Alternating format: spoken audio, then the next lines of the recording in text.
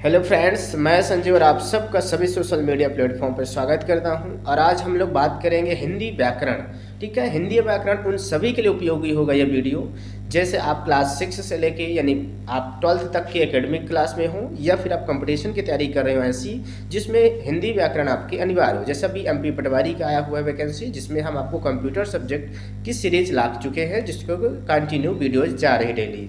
और अब हम लोग हिंदी व्याकरण यानी कि इसका भी चालू करेंगे, जिसमें से ये जो छोटे छोटे पार्ट हैं, क्या कहते हैं, पार्ट्स ऑफ स्पीच जिसे कहते हैं आप, यानी कि संज्ञा, सर्वनाम, क्रिया, विशेषण, ये सब चीज़ें छोटी मोटी चीज़ें, इनको हम लोग बाद में करेंगे। फिलहाल जो बड़े टॉपिक होते हैं जो सभी को थोड़ा सा बोरिंग लगते हैं और थोड़ा टिपिकल होते हैं, जैसे रस हो गया, अलंकार हो गया, छंद हो गया, काव्य हो गया, महाकाव्य, खंड काव्य, ये सब चीज़ें जो होती हैं थोड़ी सी लेंथी, थोड़ी सी टिपिकल होती हैं, जो कि समझ में इजली नहीं आती और इसी कारण हमें बोरिंग लगता है। बाकी संज्ञा सर्वनाम तो सभी लोग थोड़ा बहुत जानते हैं, फिर भी हम उसको कवर करेंगे। बट फिलहाल अभी के लिए हम लोग जो देखेंगे, हम लोग काव्य से चालू करेंगे। देखिए, हमने टॉपिक डाला है काव्य। बाकी आपके व्याकरण में बहुत सारे व्याकरण हैं, हम लोग बात क्या करें। काव्य के अंदर आता है मुक्ता काव्य, प्रबंध काव्य, खंड काव्य, महाकाव्य, नाटक, एकांकी, सब उसी के आगे के हैं। संस्मरण, जीवनी, आत्मकथा, रेखा चित्र, रस, अलंकार, छंद, शब्द शक्ति, शब्द गुण। हम लोग इसमें से जो सीरियल वाइज है, हम लोग जो भी चैप्टर पढ़ेंगे, जो भी सब्जेक्ट पढ़ेंगे, पूरा सीक्वेंस से हम पढ़ाएंगे आपको, कभी बीच से इधर उधर से नहीं पढ़ाते हैं। ठीक है, बिल्कुल। तो देखिए, आपके मन में, बच्चों के मन में काफ़ी आते हैं कि लगभग 85 दिनों में तैयारी, लगभग 85 दिन ही, 80-85 दिन बचे हुए हैं, तो हम तैयारी कैसे करें, या फिर हिंदी व्याकरण की कौन सी बुक सबसे बेहतर यानी कि सरल भाषा में और सही हो, जिससे कि हम पढ़ सकें। ऐसे क्वेश्चंस आते हैं, यह बोरिंग और समझ में क्यों नहीं आती। हिंदी व्याकरण थोड़ी सी बोरिंग सभी बच्चों को लगती है, लेकिन हम आपको बोरिंग होने नहीं देंगे। हम सरल बिल्कुल आपको समझाने की कोशिश करेंगे, जैसा हम खुद अध्ययन करते हैं वैसे ही आपको कराएंगे, बहुत ही सरल भाषा में। मैं कब बैच ला रहा हूँ, बिल्कुल आज से आपका बैच आ चुका है हिंदी व्याकरण। अब डेली आपका हिंदी व्याकरण की एक वीडियो डेली जाएगी SK कोचिंग क्लासेस में, और यूट्यूब चैनल में संजीव धुरिया में जाएगा, यानी कि फेसबुक पेज में जाएगा और यूट्यूब चैनल में भी जाएगा। ठीक है, दोनों जगह जाएगा। और प्लेटफॉर्म भी है जहाँ पे हम लोग आपको अपलोड करके देंगे। ठीक है, बिल्कुल। अब पेड या फ्री, बिल्कुल फ्री ऑफ कॉस्ट होगा, अपने चैनल पे होगा और वहाँ पेज पे होगा संजीव धुरिया। ठीक है, तो सभी जगह फ्री होगा, 100% पक्का। हिंदी व्याकरण बोरिंग अब नहीं होने देंगे, ये आपको बिल्कुल नोट कर लेना है। चलिए हम लोग आगे देखते हैं, सिलेबस पे आते हैं, काव्य पे आते हैं। काव्य हम लोग देखते हैं सबसे पहले क्या होता है क्या नहीं होता है। ठीक है, बिल्कुल। चलिए, अगर थोड़ा सा हम आपको बता दें, जैसे मान लीजिए क्लास 9th वाले हैं, क्लास 10th वाले हैं, सभी में ये आएगा सिलेबस यहाँ पे आप अपने PDF है, आप टेलीग्राम चैनल में ज्वाइन कर लेंगे, हम आपको वहाँ से प्रोवाइड करा देंगे। चलिए हम लोग काव्य की बात करते हैं सबसे पहले। ये देखिए काव्य आ चुका है, तो जिसमें से काव्य सबसे शुरू करेंगे, जो कि काव्य, देखिए काव्य पढ़ेंगे तो हमको रस समझ में आएगा, रस पढ़ेंगे, अलंकार, छंद, इधर की जो टिपिकल हैं, जो ऊपर के लेवल के हैं ग्रामर, ये सभी काव्य से ही शुरुआत होते हैं, इसलिए हम सबसे पहले काव्य को पढ़ेंगे। ठीक है, उसके बाद हम लोग रस, अलंकार सभी सीखते चलेंगे, बस आप धैर्य रखिएगा, डेली हम लोग पढ़ेंगे। काव्य देख लेते हैं, परिभाषा। काव्य देखिए अलग अलग सभी कवियों ने अलग अलग तरह से परिभाषाएं दी हैं। जैसे परिभाषा आचार्य रामचंद्र शुक्ल के अनुसार, जो युक्ति यानी कथन कह सकते हो, कथन हृदय में कोई भाव जगा दे, यानी कि जो युक्ति यानी कथन हृदय में कोई भाव जगा दे और उस वस्तु तथ्य की मार्मिक भावना में लीन कर दे, वह काव्य है। यानी काव्य ऐसा है जो कि हमें मतलब उसमें लीन कर दे, सोचने पे विवश कर दे। ठीक है, बिल्कुल। जैसे इसमें सीधा सीधा लिखा कि हृदय में कोई ना कोई एक भाव उत्पन्न कर दे, चाहे वो रोने का भाव हो, चाहे हंसने का भाव हो, चाहे प्रेम का भाव हो, चाहे नफरत का भाव हो, चाहे गुस्सा क्रोध का भाव हो, किसी न किसी प्रकार का यानी कि उत्पन्न कर दे और अपनी भावना में लीन कर दे, यानी सोचने पे विवश कर दे, वही काव्य है। क्या है? काव्य है। ये आचार्य रामचंद्र शुक्ल के अनुसार है, ये ऐसा डायरेक्ट पेपर में लिखा रहता है कि किसके अनुसार ये कही गई है। आचार्य विश्वनाथ भी कवि हैं, इनके अनुसार उन्होंने कहा रसात्मकम वाक्यम काव्यम, अर्थात रस युक्त वाक्य ही काव्य है। ऐसा काव्य जिसमें रस हो, कोई ना कोई रस हो, तो वो क्या है? काव्य है। आचार्य जगन्नाथ के अनुसार कहा गया है रमणीय अर्थ के प्रतिपादक धर्म को काव्य कहते हैं। यानी कि ऐसे अर्थ जो रमणीय हों, यानी कोई ना कोई अर्थ, यानी कोई ना कोई रस उसमें समाहित हो। सबका कहीं ना कहीं मतलब एक ही है, बट लैंग्वेज भाषा का अंतर कर दिया गया है, बाकी मतलब सबका उद्देश्य वही है समझाने का। ठीक है, बिल्कुल। जयशंकर प्रसाद के अनुसार क्या कहा गया है, अर्थ आत्मा की संकलात्मक अनुभूति काव्य है। यानी कि जब तक आत्मा से ना आए ऐसा, तब तक वो काव्य नहीं है। ऐसा होता है तो काव्य है। जयशंकर प्रसाद जी ऐसा कहते हैं। चलिए आगे देखते हैं हम लोग। और ठीक है, काव्य के भेद हम लोग देखते हैं, भेद कितने होते हैं। क्या भेद हम लोग देखेंगे, भेद कितने होते हैं कितने नहीं होते हैं। ठीक है, बिल्कुल। देखिए भेद क्या है, इसके भेद दो होते हैं। किसके आधार पर, दो प्रकार के किए गए हैं आधार पर। और स्वरूप के अनुसार, स्वरूप के अनुसार यानी कि दिखने में कैसा, दृश्य काव्य और श्रव्य काव्य, ये स्वरूप के अनुसार है। किसके अनुसार है, स्वरूप के अनुसार अगर देखें तो हमारा क्या है, दृश्य काव्य और श्रव्य काव्य आपका दिया गया है। इसमें दृश्य यानी जिसे हम देख सकते हैं, श्रव्य यानी जिससे सुनते हैं, ये सब भी आपका अभी क्लियर हो जाएगा। ठीक है, बिल्कुल। चलिए देखिए इसमें अगला है शैली के अनुसार क्या दिए गए, पद्य काव्य और गद्य काव्य और चंपू काव्य, तीन आपके दिए गए हैं। इसमें कितने हैं, तीन दिए गए हैं। एक है पद्य काव्य, एक है गद्य काव्य, एक है चंपू काव्य दिया गया है इसमें। ठीक है, बिल्कुल, तीन दिए गए हैं इसमें। किसके अनुसार, शैली के अनुसार। और स्वरूप के अनुसार कैसा दिया, दृश्य काव्य और श्रव्य काव्य दिए गए हैं। ठीक है, बिल्कुल। चलिए आगे देखते हैं क्या कहता है ये। तो आपको ये ध्यान रखना है, स्वरूप के अनुसार दो हो गए आपके। ठीक है, बिल्कुल, दृश्य काव्य और श्रव्य काव्य, पद्य काव्य, गद्य काव्य, चंपू काव्य भी शैली के अनुसार हो गए। ठीक, आगे देखते हैं हम लोग। ये पूरा टेबल आपको याद करना पड़ेगा, टेबल। ठीक है, टेबल आपको ये याद करना पड़ेगा, हम टेबल आपको समझा देते हैं। चलिए स्वरूप के अनुसार सबसे पहले देखते हैं। काव्य दो प्रकार, दृश्य काव्य और श्रव्य काव्य। दृश्य काव्य फिर दो हो जाते हैं, नाटक और एकांकी में बट जाते हैं, नाटक और एकांकी। अब ये दो हो गए, फिर खत्म हो गया। ठीक है, दृश्य काव्य इतना है देख करके जिसे आनंद दिया जाता है, एकांकी और नाटक। श्रव्य काव्य में कौन कौन आ जाता है, ये दो होते हैं, प्रबंध काव्य और मुक्तक काव्य। कौन कौन, प्रबंध काव्य और मुक्तक काव्य होता है। उसके बाद आपका प्रबंध काव्य में आता है महाकाव्य और खंड काव्य। कौन आता है, प्रबंध काव्य में। ठीक है, प्रबंध काव्य में महाकाव्य और खंड काव्य आता है। मुक्तक काव्य में आता है पाठ्य मुक्तक और गेय मुक्तक। पाठ मुक्तक और गेय मुक्तक दो आते हैं, मुक्तक काव्य में आते हैं। ठीक है, इन सबको हमको याद रखना कि दृश्य काव्य में सबसे पहले स्वरूप के अनुसार काव्य दो हुए, दृश्य और श्रव्य हुए। उसके बाद फिर दृश्य में नाटक और एकांकी हुआ। श्रव्य काव्य में कौन हुआ, प्रबंध और मुक्तक काव्य। प्रबंध में महाकाव्य और खंड काव्य। मुक्तक काव्य में पाठ्य मुक्तक और गेय मुक्तक आपके दो हो गए।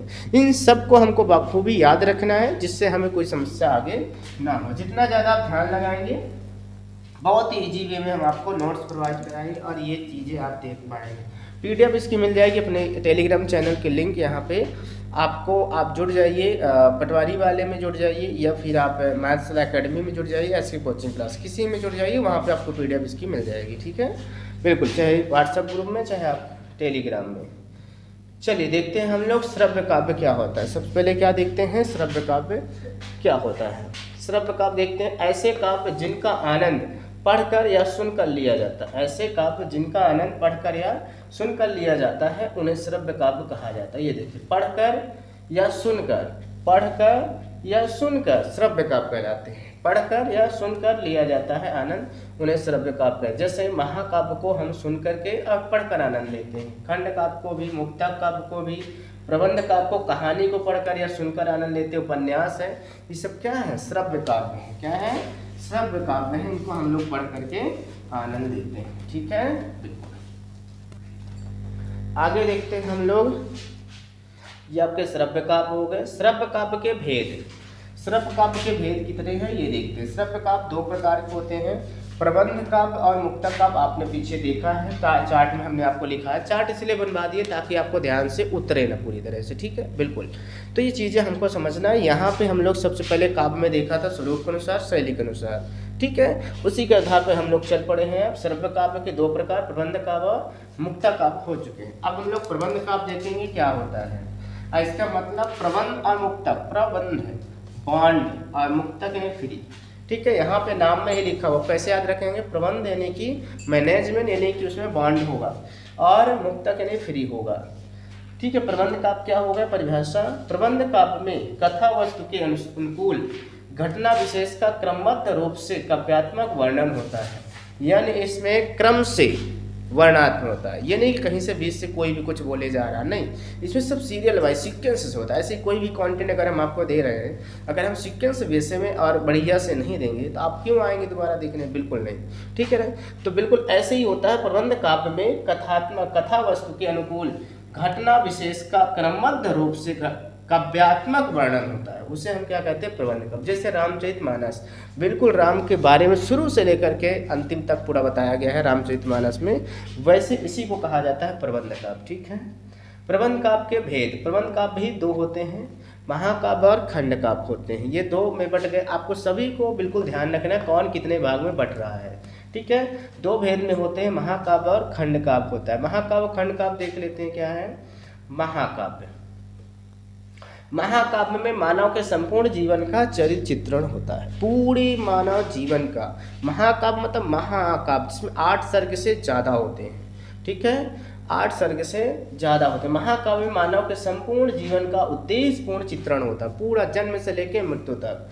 महाकाव्य सर्गों में बधा होता है, कहाँ किसमें, सर्ग। अब सर्ग क्या है, सर्गों में बधा, सर्ग 8 या 8 से अधिक होते हैं, यानी कि 8 सर्ग है या इससे अधिक हैं तो महाकाव्य की श्रेणी में आ जाते हैं। सर्ग यानी कि एक होता है लेवल होता है या कितने पेज का कितने अध्याय का होना चाहिए, ठीक है, बिल्कुल। 8 से अधिक होते हुए ना बहुत छोटे ना बहुत बड़े होते हैं, और श्रृंगार, वीर और शांत रस में से कोई एक रस अंगी होता है, यानी कि चाहे उसमें श्रृंगार रस हो, चाहे वीर रस या फिर शांत रस, 3 में से कोई एक रस प्रधान होना चाहिए, अंगी मतलब उसमें विशेष होना चाहिए, और अन्य रस गौण होते हैं और बाकी रस छोटे छोटे कहीं कहीं आ जाते हैं, ठीक है। इसका मतलब है कथा ऐतिहासिक या लोक प्रसिद्ध होती है। कथा ऐतिहासिक होनी चाहिए, इतिहास से जुड़ी हुई, या लोक प्रसिद्ध होनी चाहिए, लोगों के बीच में फेमस होनी चाहिए, ठीक है। हाँ, महाकाव्य का जो नायक होता है वो धीरोदात्त, यानी कि बहुत ही बहादुर, बहुत ही धैर्यशील होता है, आदर्श होता है तथा मानवीय गुणों से परिपूर्ण होता है। मानव के जितने गुण होते हैं सभी गुण उसमें होते हैं। इसका उद्देश्य महान होता है और उसका जन्म लेना है, ये एक महान उद्देश्य होता है, जैसे राम का जन्म से ही उद्देश्य था बड़ा करना, ठीक है, बिल्कुल। तो ये होता है महाकाव्य के लिए शर्त हैं। महाकाव्यों के नाम देखिए, हम लोग दिखा देते हैं आपको। रामचरितमानस, ये पहला महाकाव्य है। कौन है, रामचरितमानस। किसने लिखा है, तुलसीदास ने लिखा है। किसने लिखा है, तुलसीदास ने लिखा है रामचरितमानस। महाभारत कौन लिखा है, वेद व्यास लिखे हैं महाभारत। पद्मावत कौन लिखे, मलिक मोहम्मद जयसी जी लिखे हैं, मलिक मोहम्मद जयसी जी ने लिखा है इसको। कामायनी कौन लिखा है, जयशंकर प्रसाद। कामायनी कौन लिखा है, जयशंकर प्रसाद लिखे हुए, ठीक है, बिल्कुल। साकेत किसने लिखा है, मैथिली शरण गुप्त लिखे हैं। तो आपको ये ध्यान रखना है, कैसे, साकेत, मैथिली शरण गुप्त, कामायनी, जयशंकर प्रसाद, पद्मावत, मलिक मोहम्मद जयसी, महाभारत, वेद व्यास, रामचरितमानस तुलसीदास जी लिखे हैं, ठीक है, बिल्कुल। ये चीज़ें इसमें आपके दिख रहा है, ठीक है ना। तो आपको इन चीज़ों को याद करते चलना है, नोट करते चलना है, ठीक है, बिल्कुल। अगर आपको वीडियो पसंद आए तो आप दोस्तों तक भी शेयर कर सकते हैं, लाइक कर सकते हैं। चलिए फिर हम लोग देखते हैं आगे विशेषताएं क्या होती है महाकाव्य की, ये चीज़ हम लोग देख लेते हैं, ठीक है, बिल्कुल। चलिए देखिए महाकाव्य की विशेषता क्या होती है, ये चीज़ देखते हैं। ये बहुत ज़रूरी है महाकाव्य की विशेषता, ठीक है, बिल्कुल।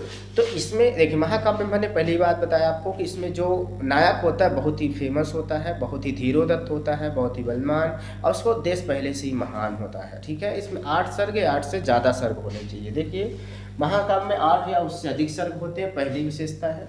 महाकाव्य का नायक धीरोदत्त गुणों से युक्त होता है। इसमें शांत, वीर या श्रृंगार रस में से किसी एक की प्रधानता होनी चाहिए रस की। महाकाव्य में धर्म, अर्थ, काम और मोक्ष की प्राप्त होती है। इसमें महाकाव्य में क्या होनी चाहिए, धर्म के बारे में या अर्थ के या काम और मोक्ष की प्राप्ति होती है, इसमें होती है, ठीक है। इसमें अनेक छंदों का प्रयोग होता है, इसमें बहुत सारे छंदों का प्रयोग होता है जिसमें हम लोग देखा करते हैं, इसमें बहुत छंदों का यूज होता है, ठीक है, बिल्कुल। ये खंड काव्य दिया गया है नीचे, ये महाकाव्य आपका एक बार हम लोग और देख लेते हैं इनको, ठीक है, पूरा एक बार रिवीजन कर लेते हैं हम लोग कैसे क्या कह रहा कैसे नहीं। काव्य दिया है परिभाषा आचार्य रामचंद्र शुक्ल के अनुसार, जो युक्ति यानी कथन हृदय में कोई भाव जगा दे, हृदय में कोई ना कोई एक भाव जगा दे और उस वस्तु तथ्य की मार्मिक भावना में लीन कर दे, उसके सोचने पर विवश कर दे, वो काव्य है। आचार्य विश्वनाथ के अनुसार रसात्मक वाक्यम काव्यम, अर्थात रसयुक्त वाक्य ही काव्य है। रसयुक्त वाक्य ही काव्य का आचार्य विश्वनाथ। आचार्य जगन्नाथ के अनुसार रमणीय अर्थ के प्रतिपादक धर्म को काव्य कहते हैं। ठीक है, जो रमणीय अर्थ बताए ऐसे धर्म को हम क्या कहते हैं, काव्य कहते हैं। जयशंकर प्रसाद का आत्मा की संकलात्मक अब अनुभूति काव्य है। ठीक है, बिल्कुल। आगे देखते हैं काव्य के भेद। हमने बताया था आपको कि स्वरूप के अनुसार दृश्य और श्रव्य होता है, शैली के अनुसार पद्य काव्य और गद्य काव्य और चंपू काव्य होते हैं। अभी हम लोग देख रहे हैं स्वरूप के अनुसार काव्य, दृश्य काव्य, श्रव्य काव्य। दृश्य होता है देखने वाले नाटक और एकांकी, इसके आगे आएगा भी हम लोग पढ़ेंगे। श्रव्य काव्य भी हम लोग पढ़ रहे हैं, प्रबंध काव्य, मुक्ता काव्य। तो प्रबंध काव्य को हम लोग उठाए हैं, जिसमें महाकाव्य और खंड काव्य। महाकाव्य हमने पढ़ लिया, खंड काव्य अभी बचा हुआ। जैसे खत्म होता है तो हम लोग श्रव्य काव्य में आ जाएंगे, मुक्ता काव्य में आ जाएंगे। मुक्ता काव्य से पाठ मुक्तक, गे मुक्तक के बाद हम लोग दृश्य काव्य में आ जाएंगे। ठीक है, आई होप कि आपको पूरा वीडियो समझ में आया होगा। ठीक है, तो आज के लिए इतना ही रखते हैं। हम लोग अगले दिन खंड काव्य पढ़ेंगे, उसके बाद और ज़्यादा हम लोग पढ़ते चलेंगे। ठीक है, तो अगर आपको पसंद आ रहा है तो आप शेयर कीजिए, दोस्तों को भी बताइए और उनको ग्रुप में शेयर कीजिए, फेसबुक पेज पे या फिर अकाउंट पे आप शेयर कर सकते हैं। ठीक है, लाइक कीजिए, कमेंट करके आप जरूर बताइए कि वीडियो कैसी लगी आपको, कौन सा पॉइंट और कौन सा आपको कौन सी सब्जेक्ट हम और बैच ला सकते हैं आपके लिए, ये जरूर आप बताइए, सजेस्ट कीजिए हमें। ठीक है, चलिए मिलते हैं नेक्स्ट वीडियो में, तब तक सभी को जय हिंद।